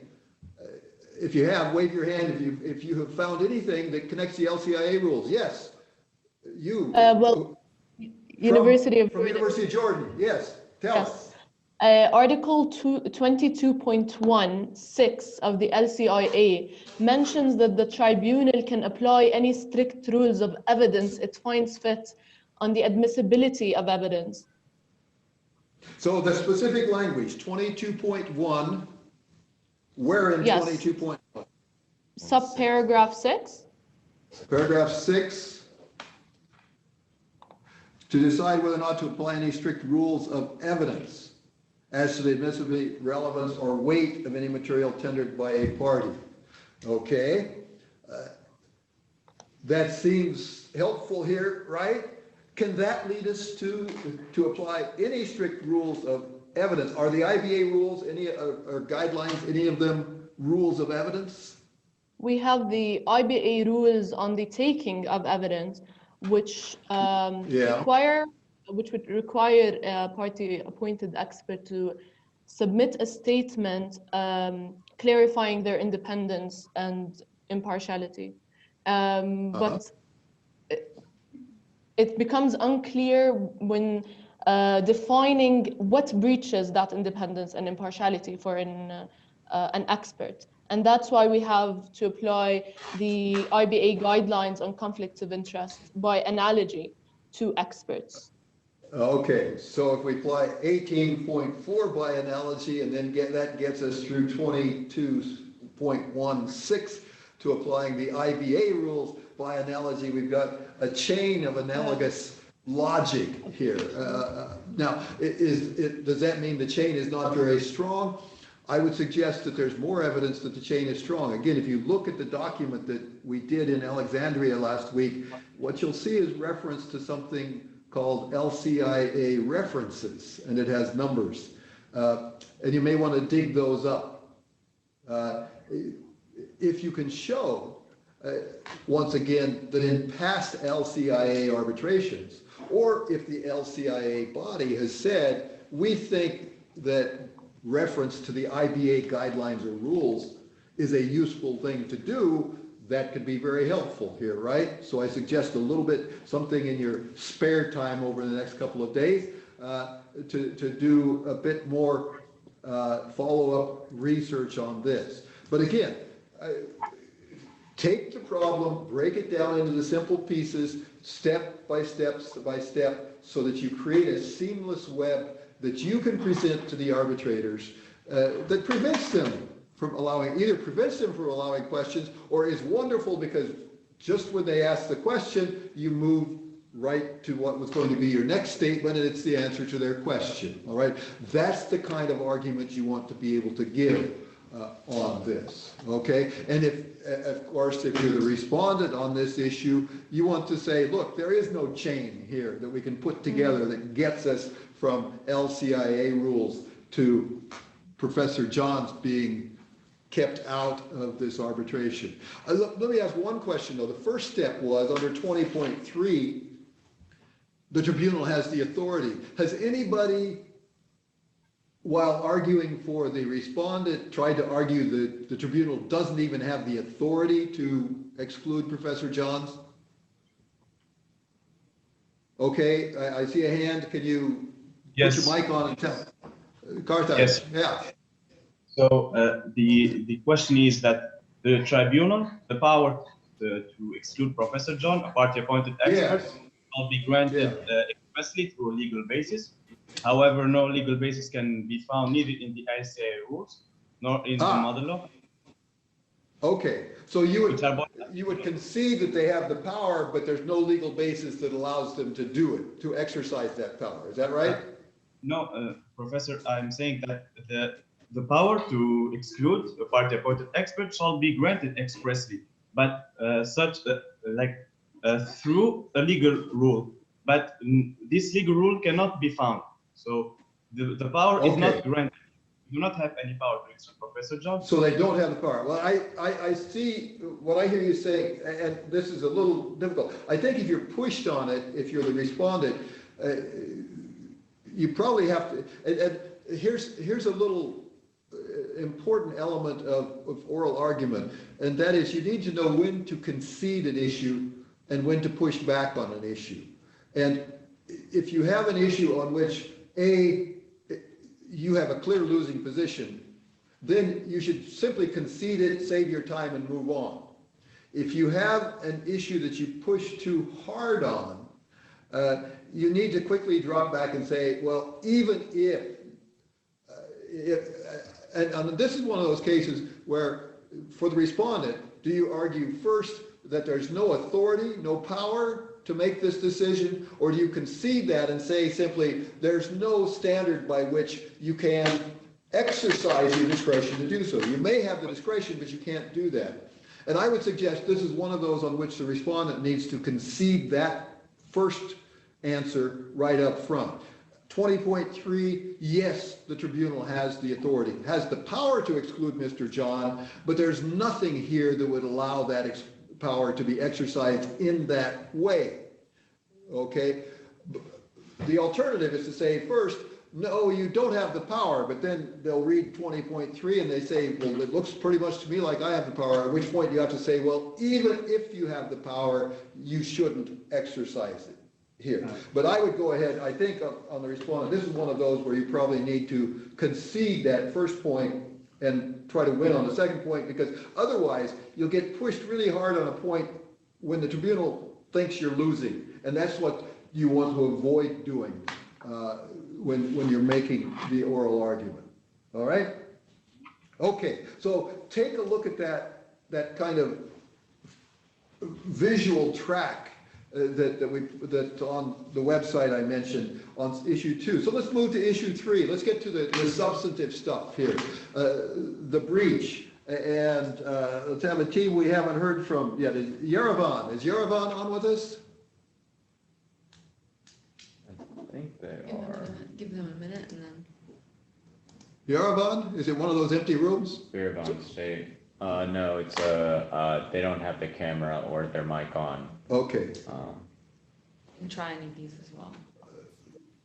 They're unmuted. They're unmuted, okay. They are? Check your microphone settings. I can see you're unmuted, but we still can't hear you. Yerevan? Is Yerevan with us?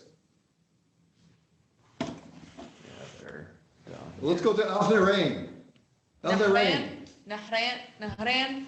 No, I'm saying it like you. Okay. Nahran?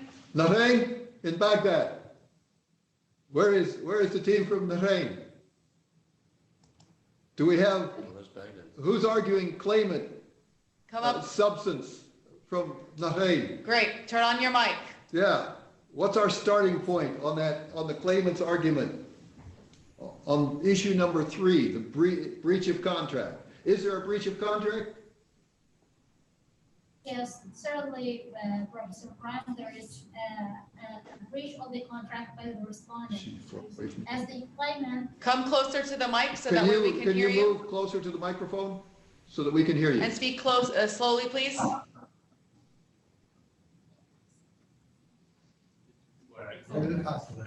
There is a breach from the respondent to the contract between the parties that the delivered turbines were non-conforming with the standard that the claimant expects under the contract. Okay, and let's go to that first step that we've asked everybody else to go to, and that is, what's the law that we're concerned with here? The applicable law for this contract is the CISG. Okay, why is the CISG? There is a gap.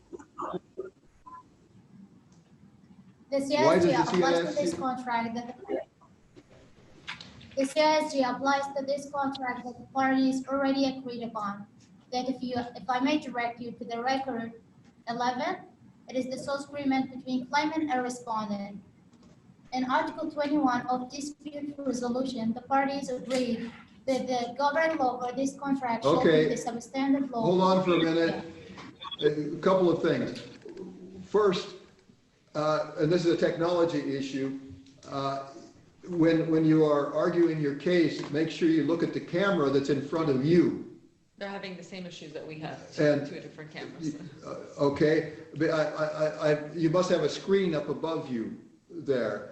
But you, particularly when you're making your arguments, make sure that you're looking at the camera that the tribunal is seeing you through.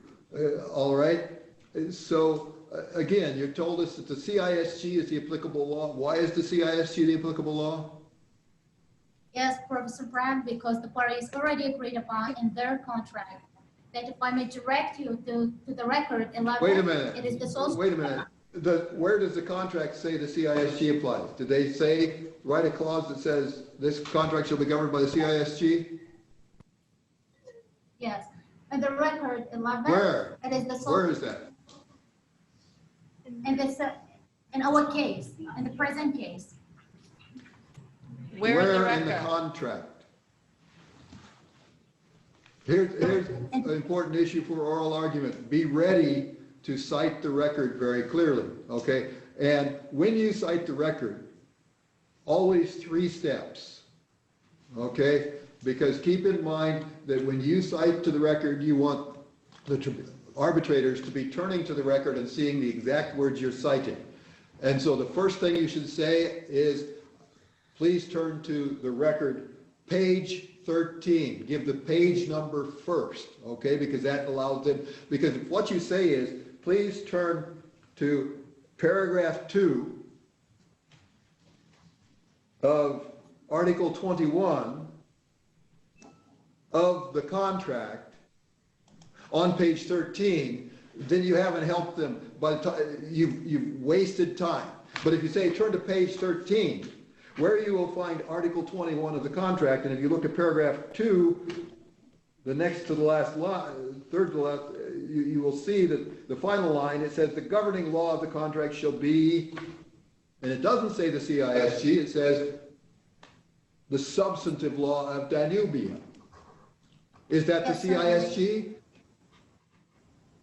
Go ahead. Mr. Brand, and the response of that, in the record 46, the record 36, it is procedural order number 1, clarification 4. She said 46. 46? Paragraph 4. For paragraph Yeah. 4, yeah. Yeah?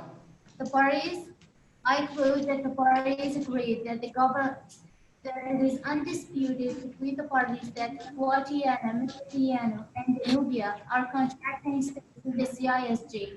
Yes. And in this regard, the CISG applies that the. Okay, but why does a clause that says he'll be governed by the substantive law of Danubia? The substantive law of Danubia is, we are also told, is the only law principles, right? In the first section of the paragraph, they say the party, Guatemala, and Danubia are contracting states with the CISG. Yes, but you have to know why that gets us to the CISG for this case, right? And what's the rule in the CISG that gets us there? There are 2 rules. One is Article 11A, and you need to be able to walk. This is part that you should be able to move past very quickly because it gets in the way of your argument. But if the tribunal pushes you on this and you don't know the path that gets you there, then you're going to have trouble. But Article 11A says that when you have an international sales contract between 2 parties, each of which is in a different state, each of which is a contracting state, the CISG applies. You've got to know under the terms of the CISG when it applies. But you also have to address the argument, well, they chose Danubia's substantive law. Why does not mean the UNIDROIT principles instead of the CISG? Well, the CISG is the substantive law, and under Article 6, they have not explicitly opted out of it. So you have to be able to understand that very basic element of the CISG on this question. But let's go on. What provision of the CISG is important on the question, the third issue? Can you repeat your question, please? What article of the CISG are we concerned about on the claim of breach? What's our source of law? Article 35 of the CISG concerning with the conformity of the goods, that we try to prove that the goods delivered were non-conforming. And followed by that, we try to prove that the claimant had the right to request delivery of replacement turbines under Article 46 of the CISG. Okay, so that's a very nice statement of the whole argument. Let's break it down now.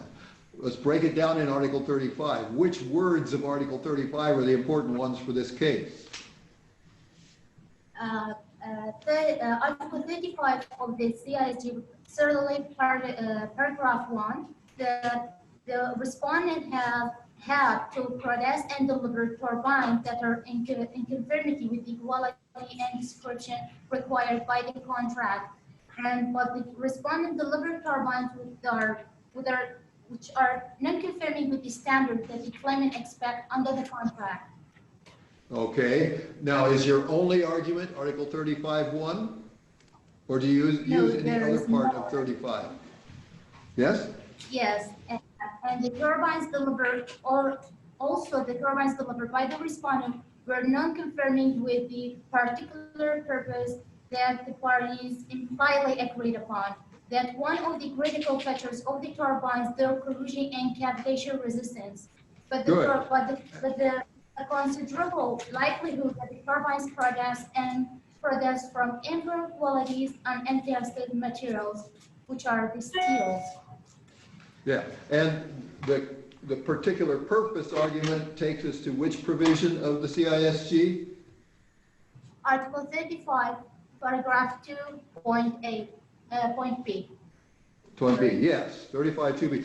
By the way, is there any team, wave your hand if you are, that is arguing 35(2)(1), the ordinary purpose test? Okay, I saw a little bit. Alexandria. Is that Alexandria? Yes, we have a member. Okay.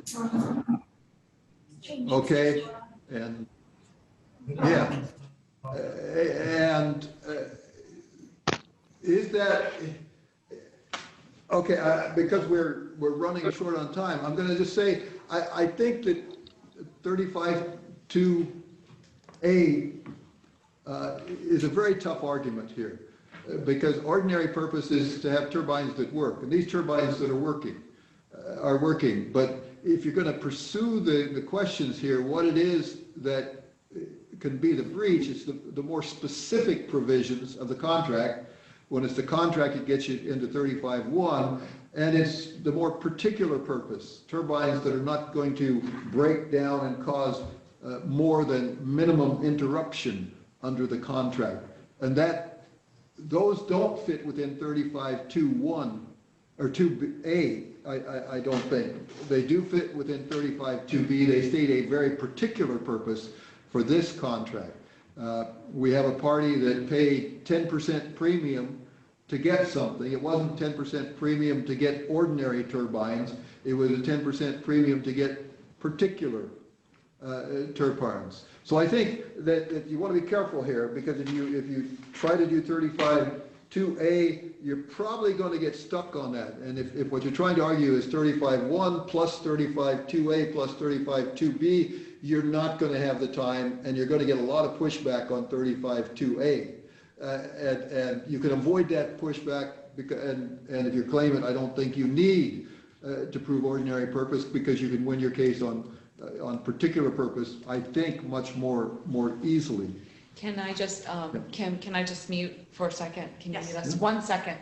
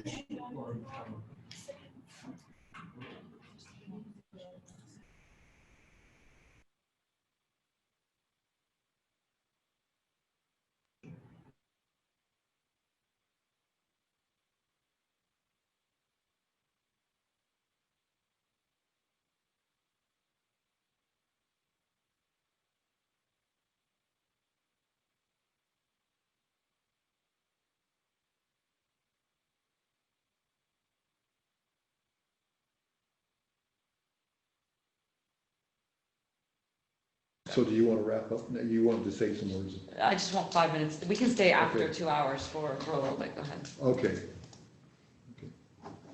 Sorry for that interruption. We having a little side discussion here about how we might find a way to continue discussion. Let me ask this.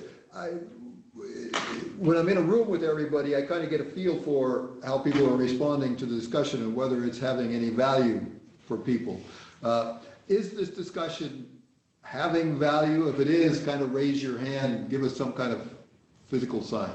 If it's not, if it's, we're trying to make it useful to you, and would it be useful to have a little more time for this than we have allotted today?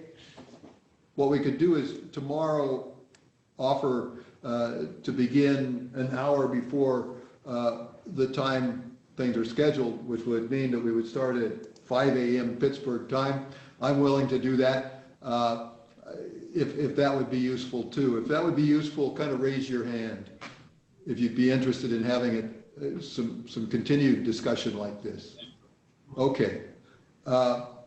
So the way that we'll go ahead and proceed is that tonight you'll get an upgrade, new information from the BCR website with the new link for the session for tomorrow, and we'll start at our 5 a.m., which would be your, I think, 12 noon, and we'll give an hour to that. Now, if we go a little bit over, then the video sessions with your VIS advisors might be a little bit delayed.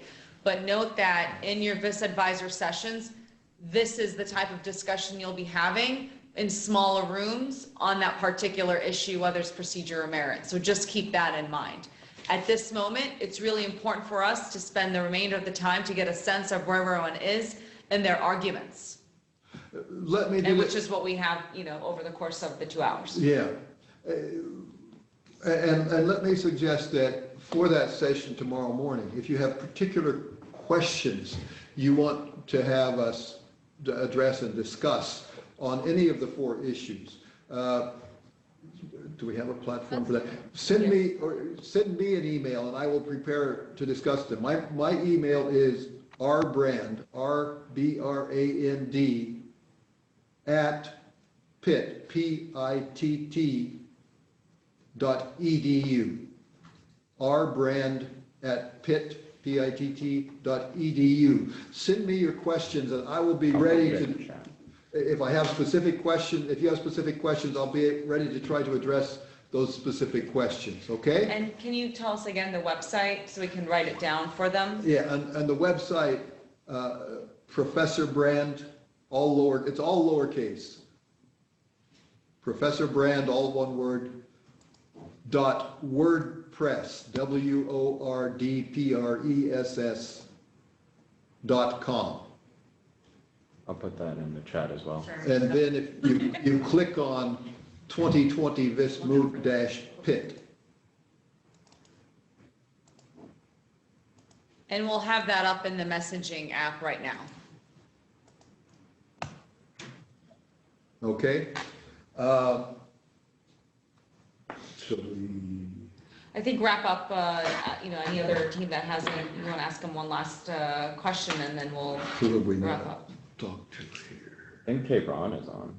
Tehran, are you here? Yes, I'm from Tehran. I'm from Tehran, University of Tehran, here. Hi, hello. Hello, sir. Welcome. And why don't we have you tell us what, on the 4th issue, we haven't discussed that. Let's just very briefly address the 4th issue with the remedy. And keep in mind that for the claimant, when you get to the 4th issue, it's kind of a natural transition. First, you've proved the breach. Now you talk about the remedy. For the respondent, you're going to have to do a back off sort of approach here. Even if you find a breach, the remedy they're requesting cannot be granted. And so from Tehran, what's the remedy the claimant wants, and how can the claimant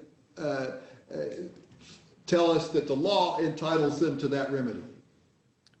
Professor, I suppose that claimant in this case wants replacement And according to the Article 20 of the contract, it shows that the respondent in this case committed the fundamental breach. And in conjunction with Article 46.2 of CISG, the buyer claimant in this case is entitled to ask for substitute goods. And even according to the Article 7.2.2 of Unidroit, which is a substantive law of the Danubia, claimant is entitled to ask for a replacement as a remedy, as it is not nor unreasonable and burdensome. That was a very nice track through the provisions. Thank you. And the respondent's reply to that is what?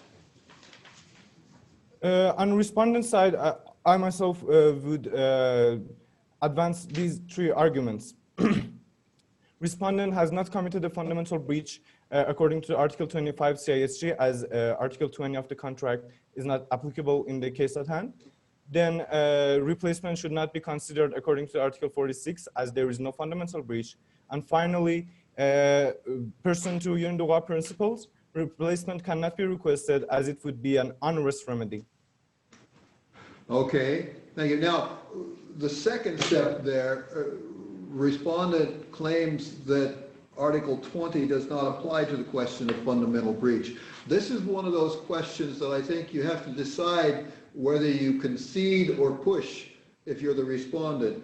And it sounds like you've decided to push that Article 20 does not change the usual CISG Article 35 standard for fundamental breach. Is that right? Exactly. And my argument in support of that would be that the contract, the headings play an important role in the interpretation of the contract.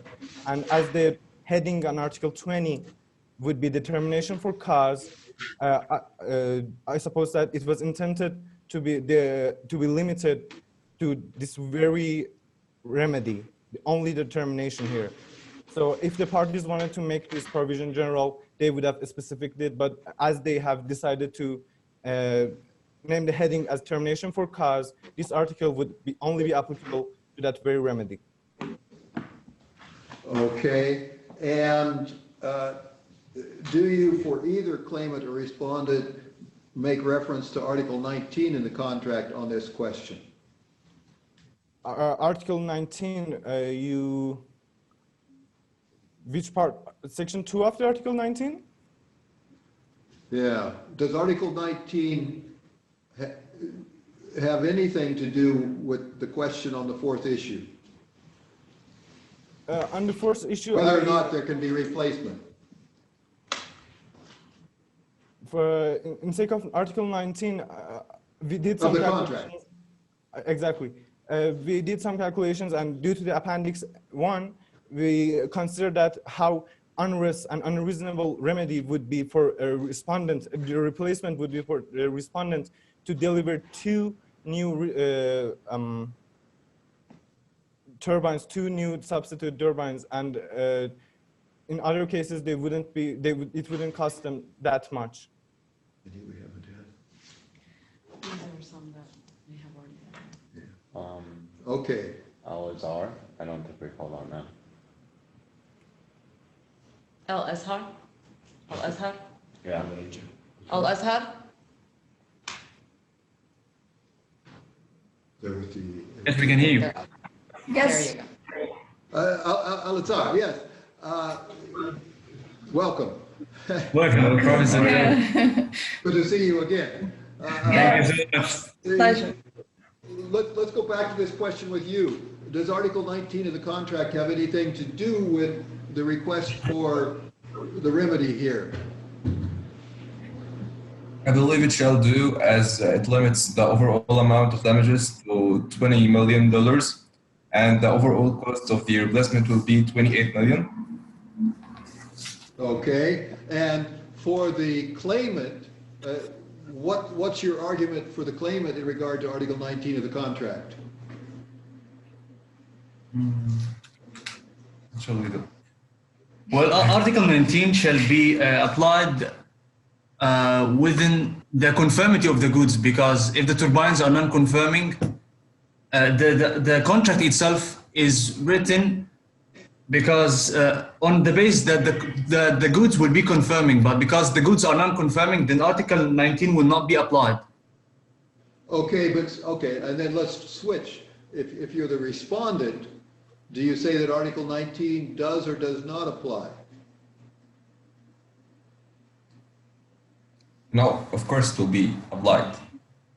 And what is the effect of that application according to the respondent? There is no replacement. Since No replacement because why? What's your legal argument to get you to that conclusion? Paragraph 6, the overall amount of damages liquidated in the actual is limited to $20 million. And the cost for the replacement is 28. Okay, but Article 19 then limits damages. Does it also limit specific performance remedies? That's the point. Yes. And why do we know that? This is a process of contract interpretation. What does Article 19 mean? And you all know that Article 6 of the CISG says that parties may derogate from or change the CISG. So we have normal rules for remedies under the CISG, but Article 19 seems to limit the remedies. It says liquidated damages, and yes, the claimant would then argue, well, it only applies to damages, it does not limit specific performance remedies. But it then goes on and says, and limitation of liabilities, which seems to go beyond just damages, doesn't it?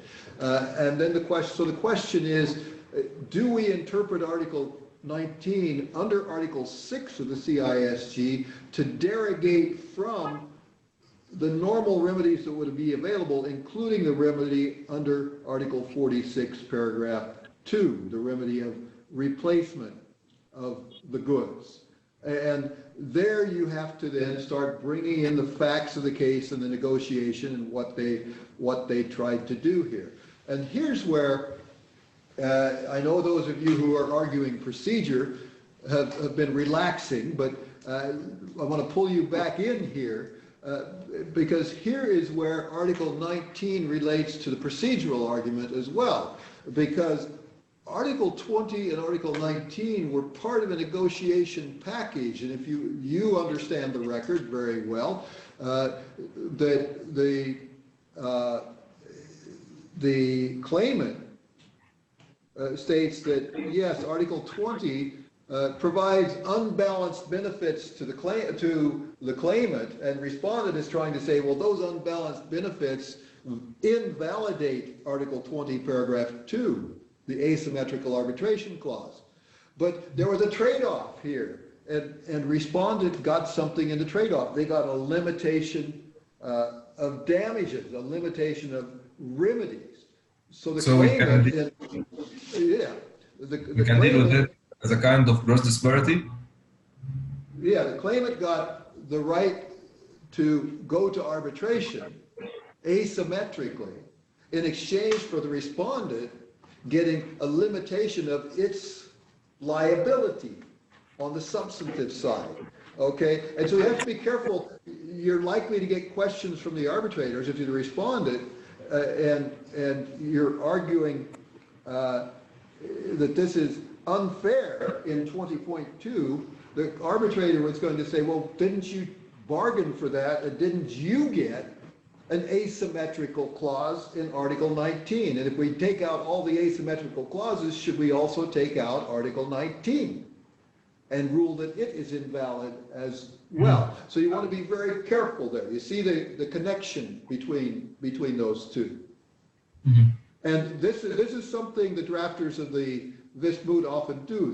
They tie together the procedural questions and the substantive questions, so that if you try to push too hard one way on procedure, you might put yourself in a hole on the substantive questions, or you who push on procedure have put your co-counsel in a difficult position. So you have to think about how you do that. All right, but that plays into this fourth issue, the question of the remedy.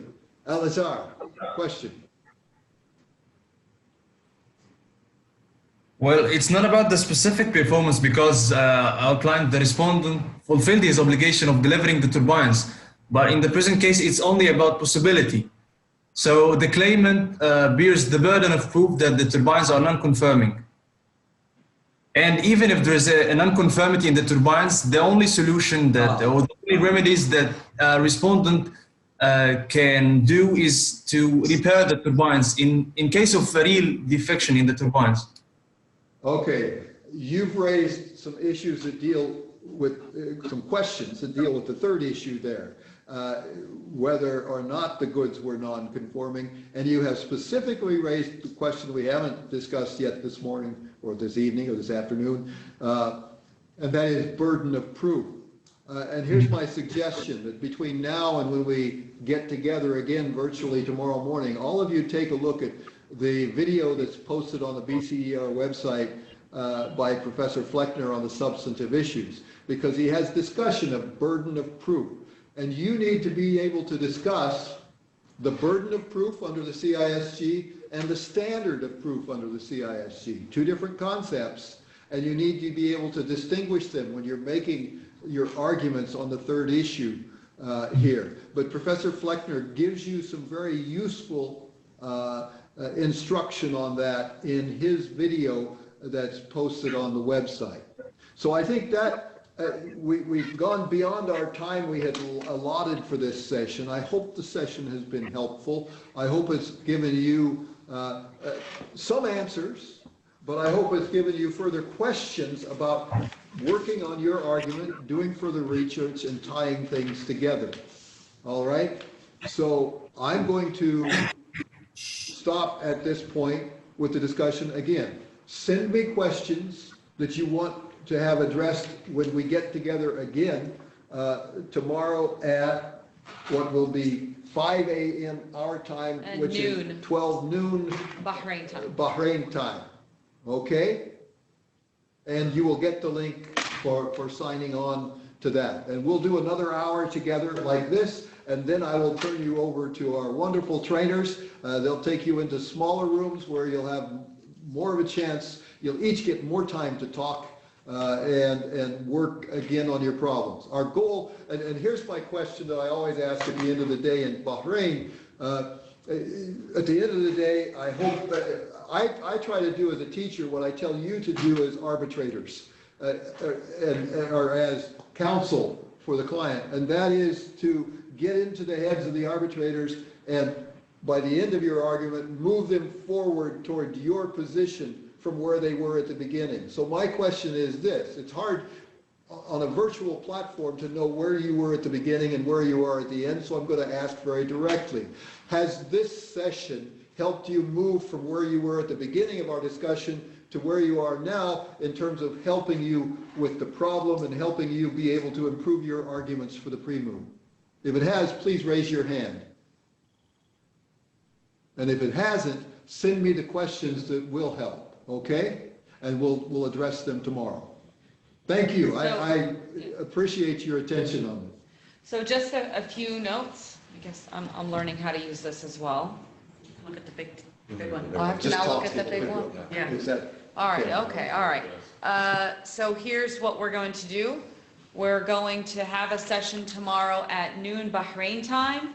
It'll be 1 hour before the live advisor sessions. You'll note in the schedule that there's some office hours right after this session. They won't be, you won't be able to open them until we are done here. So wait for 10 minutes between this session and the next session for your advisor to log on. I think Nadine will be going to address any questions that you may have. For tomorrow's session, here's a few tips. Please log on 10 minutes before. Test your equipment. The way that you would test your equipment is making sure that you can hear each other on the mic and video so you can connect with each other. So for instance, Darul Hikma would go, hey, Royal Institute, I can't see you. Or, Lebanon would go to another team and say, I can't see X team. So make sure that your video is working and your mics are working by testing one another. Another important thing is understand where you can mute and unmute, and video, turn on the video and not turn on the video, and where your chat is. Also, it's really important to speak clearly and slowly. If there's the best hint that I can give you when you're either talking to arbitrators or connecting with your VIS advisors or Professor Brand, talk extremely slow. You do that already in the physical moot, and if you've done this before, you hear from your coaches all the time telling you to slow down. Virtually, you have to slow down even more in order for you to succeed in this. Are you getting it? Arbitrators are not going to be able to understand all the different accents, all the different dialects, all of it in English, unless we all speak very slowly. And try to test out, there's a delay. So when you mute and unmute, turn on the video and not turn on the video. Make sure you give it a second or two before you right away speak. And before you speak, some of you did a great thing, which is, can you hear me? So make sure everyone can hear you, even though if it says mute or unmute, be able to do that. So can you hear me? Can you see me? Great, and then proceed. We'll take care of adjusting the arbitrators to the platform, but you have to take care of yourself and making sure you can get on the platform well. I think I might be missing a few house items. Kim, is there anything I might have missed? Don't think so. Okay, so we're going to, by the end of this session, by the end of the day, you'll have a lot more videos to view. You'll have a lot more materials to view. All of them are password protected, and you know what that is because it's in your welcome e-packet. If you haven't received anything, email us directly and we'll be able to respond right away. Additionally, we're going to establish a WhatsApp group for all the teams. So that way, if you have any particular questions, issues, technical difficulties, that way we can have an ongoing discussion amongst you and with us that we can track. Professor Brand, any last words? No, I think we're set. So you'll go next to your office hours, and tomorrow we will begin the live session at noon. Thumbs up? All right. So with that in mind, as we say in Bahrain, ma'a salama.